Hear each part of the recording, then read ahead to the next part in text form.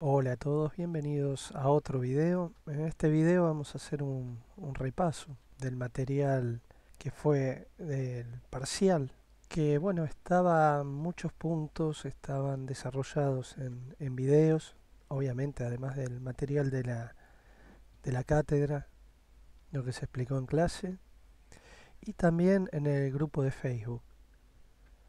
Lo que voy a hacer en este video es desarrollar los puntos de A1. Son 6 puntos, pero el punto 4 tiene 4 eh, subpuntos o enunciados que hay que determinar si son verdaderos o falsos, y uno hay que justificarlo. Entonces, la idea, vamos a hacer videos cortos de un punto por punto, desarrollándolo así. Al que no le fue bien, le sirve para el próximo.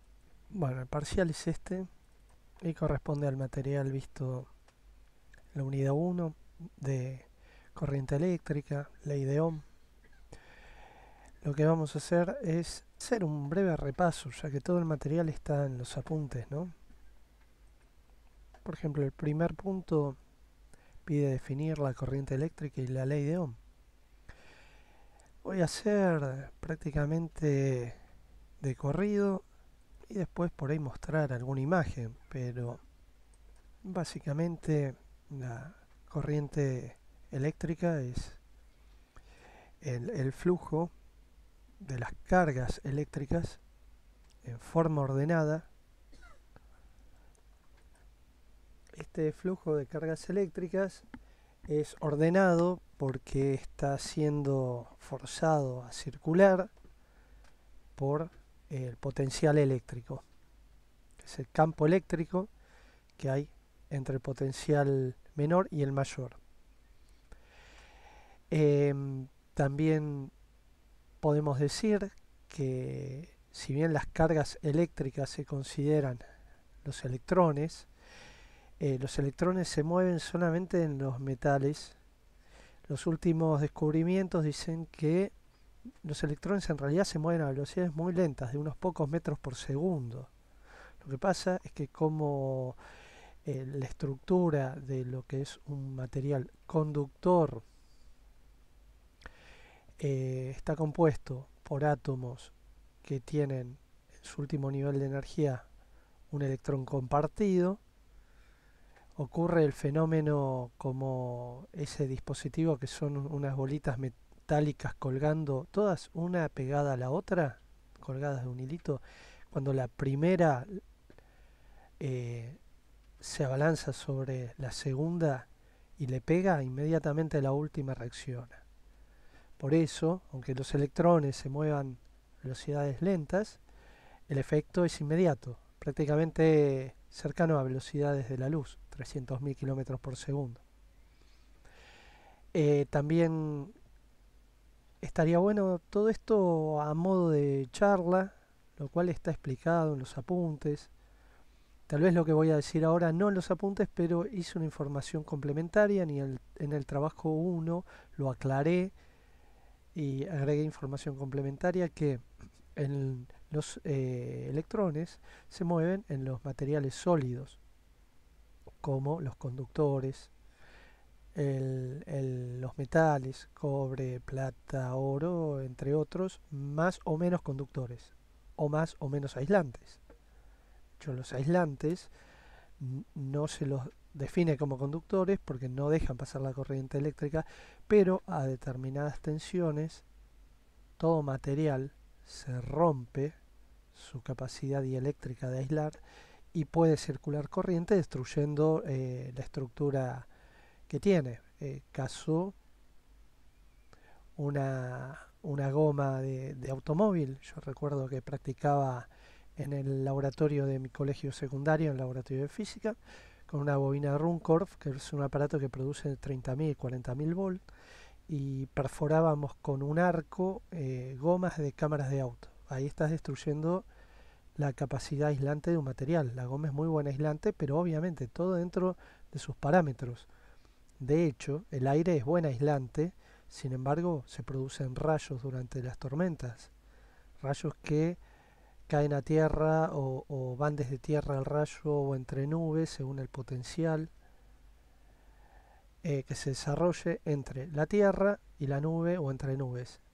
Esos rayos pueden tener kilómetros de longitud y pueden tener potenciales de millones de voltios. Entonces el aire está sujeto a que se rompa su aislación.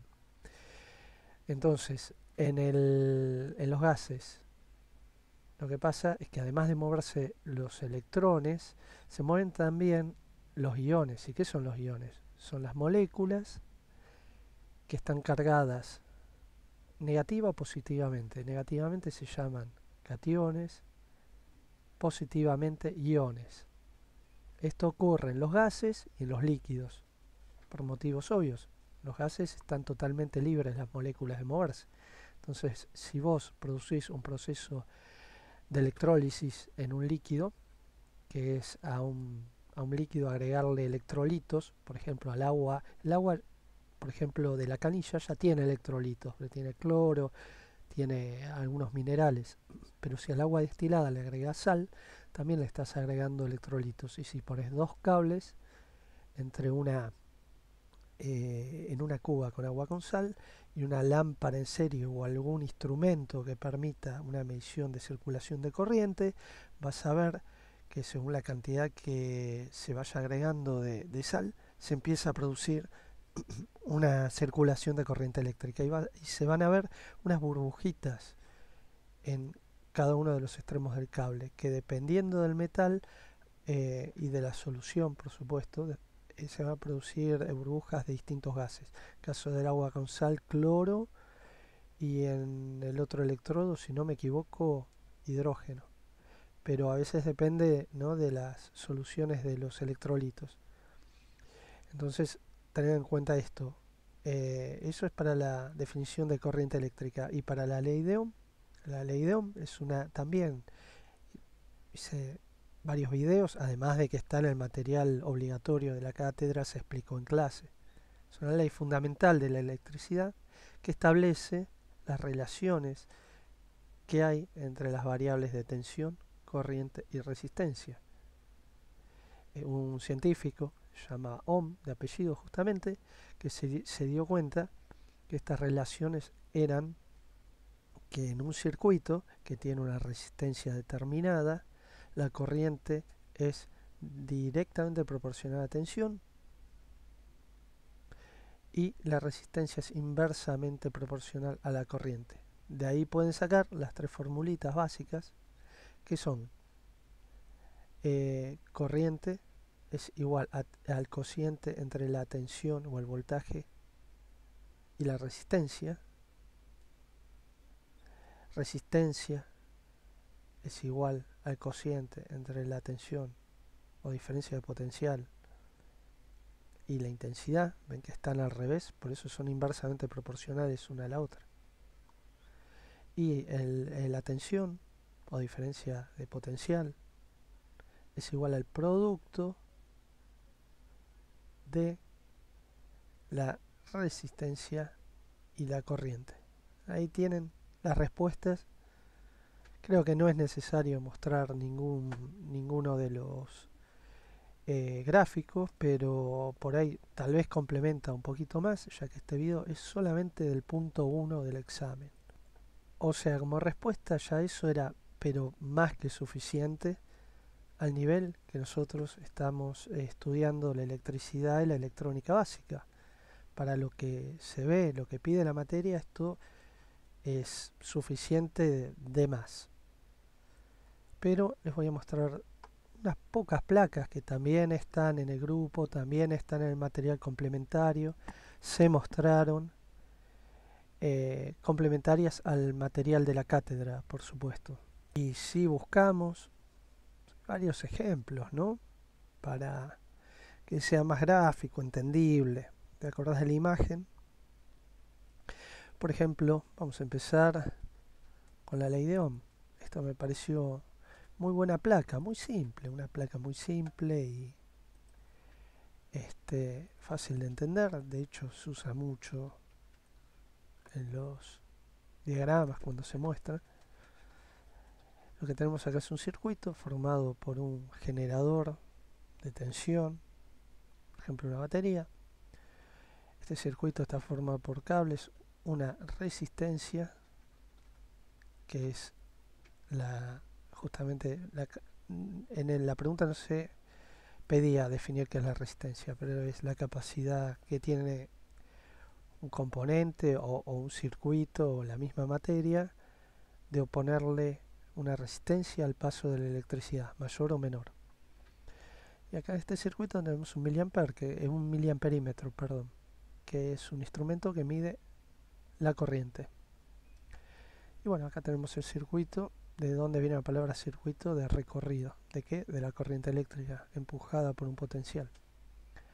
Y acá tenemos las relaciones matemáticas. Creo que esto es más que suficiente. Después tenemos, por supuesto, un montón de cuadros, algunos más interesantes, algunos menos. Este, por ejemplo, o el del triángulo de la ley de Ohm.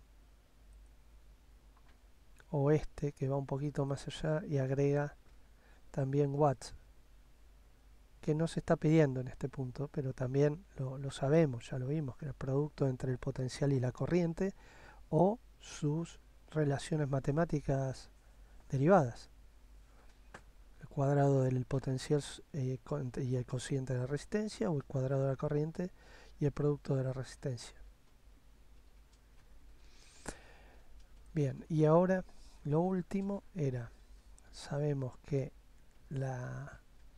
vamos a volver al tema de la corriente eléctrica. La circulación de la corriente eléctrica es el movimiento ordenado de electrones a través de un material más o menos conductor, ¿no? Y esta placa me gustó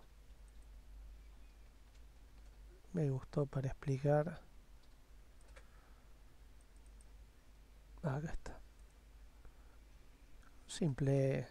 Una simple ilustración que muestra un modelo atómico formado por un núcleo que tiene protones y neutrones, y alrededor tiene niveles de electrones que se representan girando, aunque en realidad no está determinado el movimiento, es más vale como una vibración de una nube de electrones alrededor.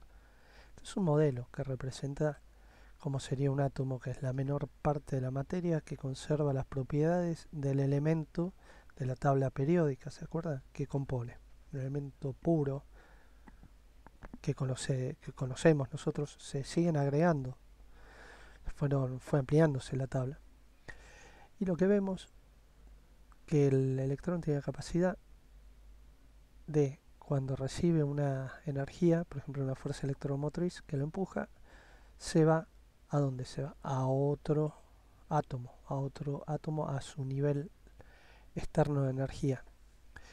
Y como complemento a eso, mostrar, por ejemplo, el modelo atómico del cobre, que tiene 26 protones como número atómico inamovible, el número atómico del protón, en condiciones normales, ¿no? Después podemos intervenir el núcleo atómico generando reacciones nucleares, se llaman fuerzas nucleares fuertes. El átomo de, por ejemplo, el cobre, tiene el número atómico 26, tiene 30 neutrones y 26 electrones. A nosotros nos interesa saber que el número de electrones es igual al de protones, por eso es interesante saber el número atómico, y hay una regla por la cual uno puede calcular y justificar qué pasa con el cobre como conductor. Pero eso lo vamos a ver en un próximo video. Así que bueno, hasta acá el punto 1 del parcial, cual tiene 6 puntos, pero el 4 tiene justificar 4 verdaderos y falsos. Tal vez el más difícil es este y este. A mí me parece que el más difícil fue este porque requiere varios pasos para llegar a esto. Y si en alguno de los pasos uno, en realidad, bueno, en cualquier paso, en este también y en este también, si te equivocas. Pero a partir del 5 ya es más de cálculos y aplicar las fórmulas. Igual falta para que lleguemos a repasar los puntos a partir del 5, pero vamos a intentar hacerlo ágil, rápido, para que lo vayan viendo. Y bueno, los que no les fue bien en el parcial ya tengan la respuesta, ¿no?